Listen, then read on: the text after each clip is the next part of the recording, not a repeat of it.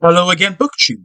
It's been a while, largely due to the pressures of work, but also to my recently rediscovered passion for gaming, and this has prevented me from making videos in the quantity that many of you may have come to expect. But I am back with an update on my reading journey.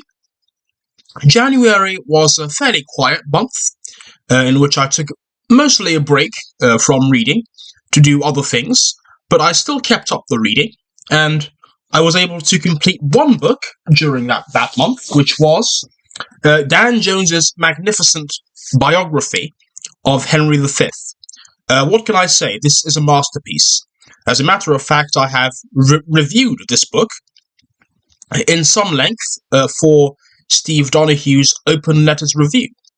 It is what I can only describe as a boldly pro-Henry account, and the author, Dan Jones, makes no apology for the fact that he is an admirer of Henry and regards him as a great king. And it's a refreshing take for him to have, now that we are in this era of cancelling and trying to what can I say? Delegitimize so many famous figures from the past because of their supposed flaws, and of course, this is based on judgments which are very much anachronistic and are based on the standards of our own time and of our own morality. And Dan Jones does not take this approach when he's dealing with so many of the controversial aspects of Henry's career. Not just as king, but also before then, as the Prince of Wales, as his father's successor, and king in waiting. He is bold and honest and forthright in dealing with a lot of the very controversial aspects of Henry's decision-making. As a teenager in Wales, as his father's deputy in Wales, he was responsible for executing prisoners of war. He was responsible for bringing death and destruction to many ordinary people. He was responsible for things that we would now recognize to be war crimes. There was that infamous moment during his campaign in France, during the Battle of Agincourt, or just after the Battle of Agincourt, where he ordered the massacre of French prisoners of war because he feared that they would join a potential counterattack from fresh French troops. And it later turned out that that was a false alarm, that there was no second French army on the horizon, and therefore it makes Henry's cold-blooded decision to simply slaughter them all the more horrifying to modern ears. And Jones doesn't try and shy away from this darker aspect of Henry's character, but he makes it quite clear that if we are to give Henry a fair portrayal, we need to judge him in his own context and not according to the standards of contemporary morality. By the standards of his own time, Henry was respected by both friends and foes as a noble, even chivalrous king. And he had his flaws, he made his mistakes, like any other human being. But you can't come out of this book without a renewed admiration for Henry as a character, and for the poise and the maturity and the statesmanship that he showed as King of England. One thing which I particularly loved about this book was the focus on Henry's youth. So often we think of Henry as this figure mythologized by Shakespeare, this Prince Hal figure who lived a life of dissolute debauchery and drunkenness and all sorts of madcap practices before he became king and settled into this more mature figure, a more respectable figure. But actually, this is a myth that has been exploded by recent research, especially in this particular book, where Jones is at pains to mention that there is no evidence of this supposed wild Henry to be found. As a matter of fact, as a young man, Henry was mature, he was disciplined, he was someone who was taking a lot of responsibility from a very early age. I've said before that he was his father's deputy in Wales for a time, and this was during the period of the rebellion of Owain Glendower, the Welsh prince, who was rousing large parts of the country to rebellion against the English crown. And he played a very important role, not just in Wales, but also as a commander of his father's armies on the battlefield in England at one point. During the rebellion of the Percys, Harry Hotspur in particular, he played a key role at the battle that was fought at Shrewsbury. A battle where Henry was actually nearly killed by getting an arrow in his face. And that arrow was extricated only after some very painful and some rather, it has to be said, invasive surgery by one of the leading surgeons at this time. And it's actually the story of Henry's near-death experience that begins this book. And it's retold in harrowing detail. He goes to great lengths, Dan Jones does, to talk about the treatment and all of the various procedures and medicines that were used, based, of course, on the rather rudimentary medical knowledge that they had during this time. And this is what allows for Henry to miraculously recover from what could have been what should have been, perhaps, the end of his life. And this is what allows Henry to, of course, grow up and go on to become king and prevail at Agincourt and win a great victory over the French, and go into history as one of our greatest kings. And there's also lots of stuff on the domestic politics of England during this time, which understandably can get rather overshadowed by all of the stuff that Henry achieved abroad in his wars against France. And there is all sorts of stuff about the Southampton plot, the infamous plan to depose Henry, involving a few members of the nobility and the clergy, which was ruthlessly crushed by Henry, and actually involved the death of at least one or two of Henry's former allies and erstwhile friends. We get a lot here about John Oldcastle, who was in particular a close friend of Henry turned enemy, who became a heretic and a supporter of the Lollard movement, which was a forerunner of Protestantism in many ways in England at that time. And we read a lot about the intersection between the rebellious sections of the English nobility and clergy and elements of the Lollard movement. There is a really interesting interplay between those two factions in England at this time. And that, of course, is something which I did not know about before reading this book, but it was really informative to read about that here. One thing which was particularly interesting as well was what little he was able to tell us about Henry as a person, based on what has to be said is rather sketchy evidence, because Henry never wrote a diary. All our knowledge of him comes largely second or third hand, and we have to piece together, more or less, what he was like as a person. But we can gather from the evidence that Dan Jones has been able to amass in this book that Henry was a deeply devout man. He was very religious, as most people of his time period were. He was a massive reader He was a big fan of the Arthurian legends in particular. Even when he was on campaign in France, he ensured that he was well stocked with a massive library of books. So certainly, if you're a bibliophile like I am, you can relate to him on a human level, even though none of us will ever reach the stratospheric heights of royal legend that Henry certainly did during his rather short life.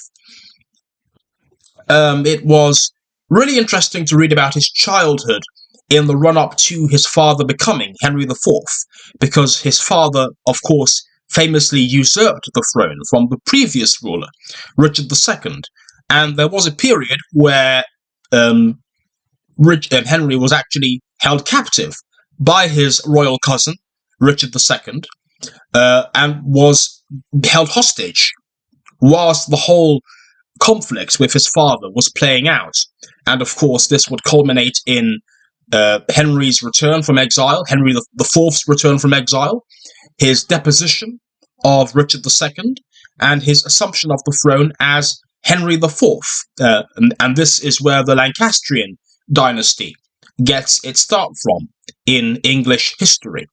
Henry IV was the first king of the House of Lancaster, so named because he was the Duke of Lancaster before he became king. And I believe the Duchy of Lancaster has remained with the crown ever since.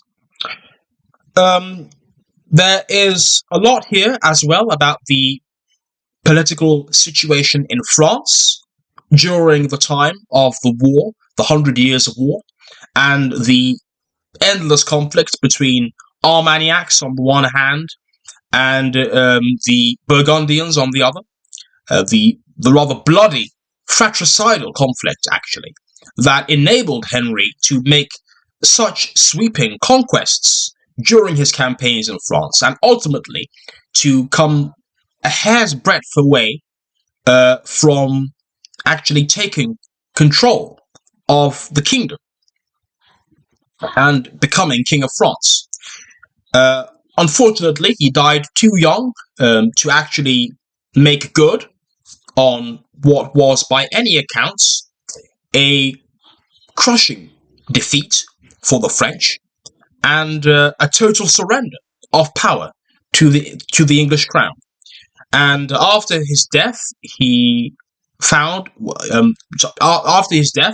his achievements were reversed rather sharply by the likes of Joan of Arc and her supporters, who restored France to what it was before the English crown made its bloody conquests and cut its bloody path through French royal power.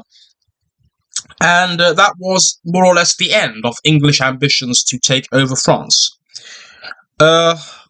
This was a superbly well-written book. Dan Jones is a gifted narrator, a gifted storyteller. He chose to write this in present tense because he thought that that made the story of Henry come more alive and made us feel closer to Henry as a figure in history. And I'm tempted to agree with that decision and with that estimation. I think that this is a fantastic choice, really, by Dan Jones, and it really makes all the more vivid this absolutely protean figure in our national story. And he really does a great job of bringing Henry out of the shadow, I think, of Shakespeare and his portrayal of this mythical Prince Hal, who lived a dissolute life before sobering up and becoming this wise, responsible monarch. And you find out from this biography that is not actually true at all. That the real Henry was always, for the most part, a sober and a mature and serious figure. He made his mistakes, he made his misjudgments, and he had a famous falling out with his father, which could have cost him a lot more than the crown. Could have cost him potentially his life, but he came out of that. He reconciled with his father. He became the king of England after his father's death, and he went on to become a highly successful one. perhaps the most successful that there had been in a very long time. So that is Henry V by Dan Jones, a real great man's work of history. This is a reassertion of the Carlylean belief in great men, which I hold to very strongly. I don't care for this pseudo-Marxist or quasi-Marxist belief that it's all just vast impersonal socio-economic forces. I believe that the individual plays a role in history, and Henry V is one such person. The other book I was able to complete, well, I didn't finish it in January, I've only just finished it this month, was Paris 44, The Shame and the Glory by Patrick Bishop. Now, this is a history of Paris during World War II and its subsequent liberation. If you believe Charles de Gaulle's account, Paris liberated itself. France freed itself from the Nazis. As a matter of fact, this is complete nonsense. Without the intervention of the Americans, it's highly unlikely that the French could have by themselves overthrown the yoke of the German juggernaut that cut such a bloody swathe through their country. However, that is not to say that the resistance did not have its own role to play in the liberation of Paris, and that is something that Patrick Bishop in his book really brings to life marvelously. I didn't know much about the resistance or its activities in Paris in the run-up to the successful arrival of Allied forces to the city.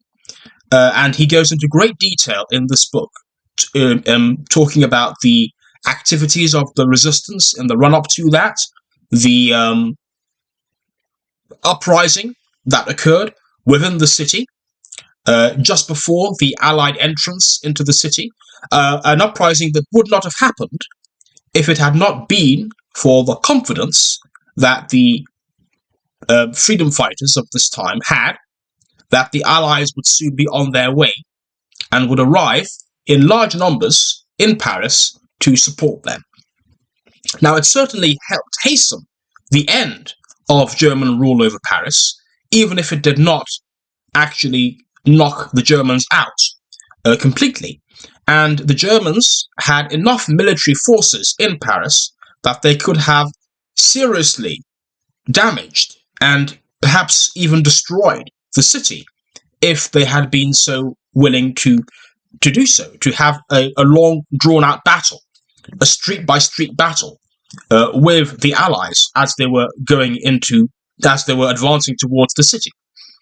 Now, it turns out that the German commander at this time of the forces in Paris, a man called von Choltitz, who was very keen to salvage his reputation and to ensure his own political survival in the aftermath of the war, was not willing to use all of the means available to him for destroying the resistance. And so he adopted a much more moderate approach than he was being pressured to adopt by his handlers in Berlin. And if they had known fully about his motivations for this, they would almost certainly have had him court-martialed. But it's very ironic. It's an irony of history that in some ways Paris owes its continued existence to the fact that Choltitz chose not to waste valuable manpower and resources in a doomed last stand in Paris. And Choltitz certainly played up this view of himself, this image of himself, as the man who saved Paris from total destruction. Now, Bishop does much to counter this by providing evidence that actually, despite the claims made by Choltitz, the Germans probably did not have enough in terms of explosives to actually blow up every single part of the city. But they certainly could have, if they had wanted to, done a lot of damage to it.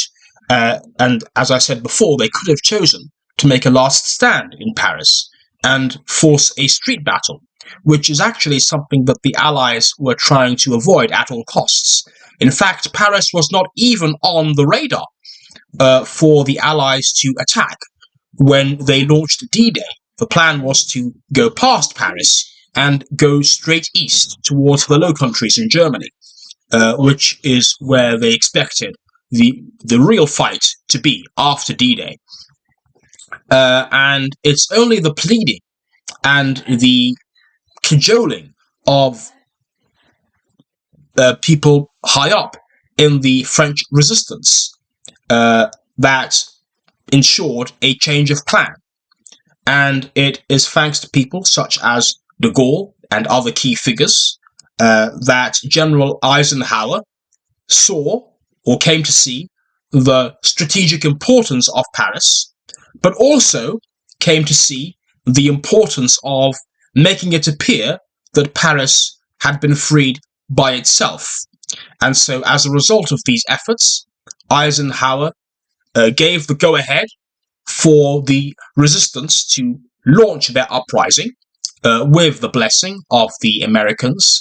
And of course, the Americans came in force just after the uprising had been launched and entered into Paris. And they allowed the French to take the credit for freeing themselves, even allowing a French division to be the first to enter into Paris.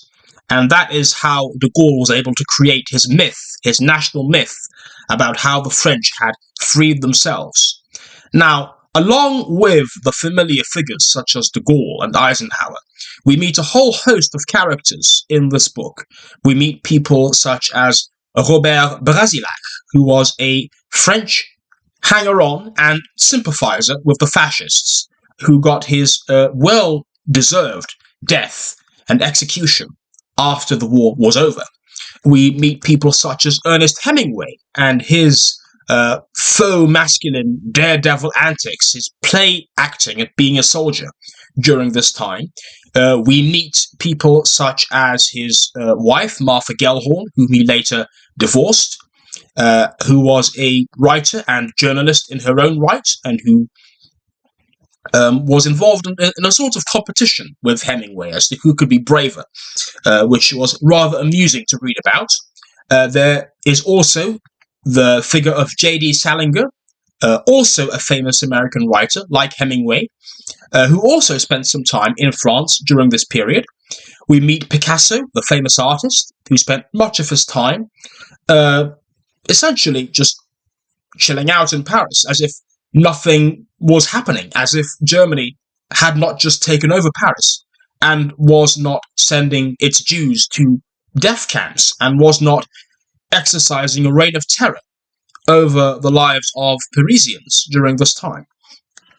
I found this a rather engrossing read, I must say, and it was a really nice, really informative journey through not just Paris, but also the psyche of France as a whole during this very dark period in its history. And I met all sorts of figures I had no idea existed, people who were high up in the resistance, people who were involved in French politics at this time, people who collaborated, people who fought against the Nazis. It was all incredibly fascinating to read about, and the vignettes that he gives us of people like Hemingway and Salinger and Picasso just make this seem all the more vivid. It just makes it all the more enjoyable to read about these different figures, these famous figures we've all heard of, who were in one way or another connected with the events of Paris during this very tumultuous and very tragic time in the history of that beautiful city. So that is Paris 44. I'm currently reading this. I'm reading 100 Years of Solitude by Gabriel Garcia Marquez, a renowned, world-renowned masterpiece. I first read this when I was 17 in sixth form, I absolutely adored it, and I am now rereading it, and I am enjoying it all over again. It's every bit as good as I remember it being, perhaps even better, because I'm older now. I'm older, and therefore, having read more and having had more life experience, I'm in a more of a position to, I think, appreciate it. But I have had a blast rereading this. This is my second time reading this. Um, Marquez is a writer I have read on and off since I was a teenager, but coming back to perhaps his masterpiece of a book, 100 Years of Solitude, is widely acknowledged, I think, magnum opus, has been revelatory, it has been fun. This book is actually a lot funnier than I remember it being. There are some really funny scenes in here, some really funny characters as well. And of course, all of this is an allegory for real Latin American history. The town of Macondo, the fictional town of Macondo, feels like it's a real place. It feels lived in. It feels like Middlemarch, actually. Except, of course, Middlemarch is a work of realist fiction, and this is magical realism. But in spite of all of the surreal events that occur in this story, all of these tales of incest and worms appearing in milk and levitating priests and all of that fun and wacky stuff, there is also a lot of stuff in here which just feels too real, too realistic, really, to be sniffed at. And Marquez was leaning heavily upon his own experiences, growing up in a country, Colombia, that was war torn, much like Macondo is during in this book. A country that was torn between conservatives and liberals, a country that was getting to grips with its identity, like so much of Latin America, and was very much grappling with the fact that it had inherited this culture from the Spanish, but also from the native peoples, and now was facing the influence of America and the West on its culture, on its economy, on its everyday life. And Macondo really is such a brilliant allegory for things such as the influence of technology and technological development on parts of the underdeveloped world. And even the attitude of people like Ursula towards these things just captures what the attitude of a lot of ordinary Latin American peasants must have been towards so much of the novel stuff that they were seeing being introduced into their countries. So I'm really enjoying 100 Years of Solitude. I think the prose in here is first rate. It is just gorgeous to read. Marquez was a formidable prose stylist, as well as being a damned good storyteller. So this is a book I hope to finish by the end of this week. And that is all I have to report in terms of my reading. So it's been nice to see you again, BookTube. Bye for now.